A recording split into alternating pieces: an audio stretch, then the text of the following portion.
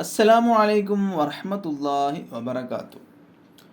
സൽക്കാരം സ്വപ്നം കണ്ടാൽ, സൽക്കാരം ചില നാട്ടിൽ തക്കാരം എന്നൊക്കെ പറയും. അപ്പോൾ നമുക്ക് സൽക്കാരപ്രേമികളാണല്ലേ. സൽക്കാരം കൊടുക്കാനും സൽക്കാരം സ്വീകരിക്കാനും എന്താണ് നമ്മൾ പ്രേമികളാണ്, ഇഷ്ടമുള്ള ആളുകളാണ്. അപ്പോൾ ഇതിനോട് എല്ലാവർക്കും വല്ലാത്ത പ്രിയവും ആവേശമാണ്. മനസ്സിലായില്ലേ? ആവേശം എന്ന് പറയുമ്പോൾ ഉദാഹരണത്തിന് ഒരു കുടുംബ തക്കാരാണെങ്കിൽ, വീട്ടിലുള്ള സൽക്കാരമാണെങ്കിൽ വീട്ടിലേക്ക് ആരൊക്കെ വരും? കുടുംബക്കാരൊക്കെ വരും. അപ്പോൾ അവരോട് സംസാരിക്കുക, അവരുടെ സുഖവിവരങ്ങൾ അറിയുക, വിശേഷങ്ങളൊക്കെ ചോദിച്ചറിയുക, അതൊക്കെ ഒരു ആവേശമുള്ള കാര്യമാണ് അല്ലേ?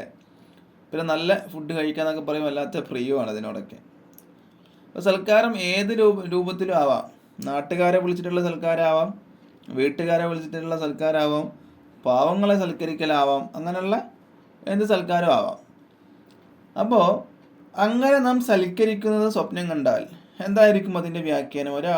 കുറച്ചാളെ സൽക്കരിക്കുക, മനസ്സിലായില്ലേ? അപ്പോൾ അതിൻ്റെ വ്യാഖ്യാനം എന്തായിരിക്കും? കല്യാണത്തിന് ഭക്ഷണം കൊടുക്കുക, കല്യാണത്തിന് വിളിച്ചിട്ട് ഭക്ഷണം കൊടുക്കുക, അത് സൽക്കരിക്കലാണല്ലോ.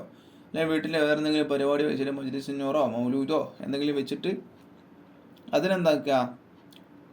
സൽക്കരിക്കുക, ഭക്ഷണം കൊടുക്കുക. അതൊക്കെ ഒരാൾ സ്വപ്നം കണ്ടാൽ.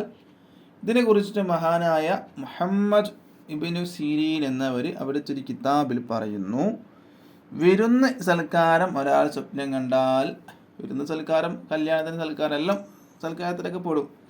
അങ്ങനെ സ്വപ്നം കണ്ടാൽ അതിൻ്റെ വ്യാഖ്യാനം നല്ലതിൻ്റെ മേൽ ഒരുമിച്ച് കൂടും എന്നാണ്.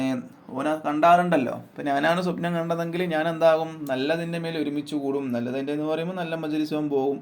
മജ്‌ലിസുന്നൂറിൻ്റെ മജ്‌ലിസിലോ മൗലൂദിൻ്റെ മജ്‌ലിസിലോ അല്ലെങ്കിൽ വേറെ എന്തെങ്കിലും മജ്‌ലിസിലൊക്കെ എന്താകും? അവൻ പോകും എന്നാണ് ഇവിടെ എന്താകുന്നത്? ഉദ്ദേശിക്കുന്നത്. അപ്പോൾ വീഡിയോ ഇഷ്ടപ്പെട്ടാൽ ലൈക്ക് ചെയ്യുക, ഷെയർ ചെയ്യുക. ഇതുപോലത്തെ വീഡിയോസിന് വേണ്ടി ചാനൽ സബ്സ്ക്രൈബ് ചെയ്യുക. ഇൻഷാ അല്ലാഹ്. അസ്സലാമു അലൈക്കും വറഹ്മത്തുള്ളാഹി വബറകാതുഹു.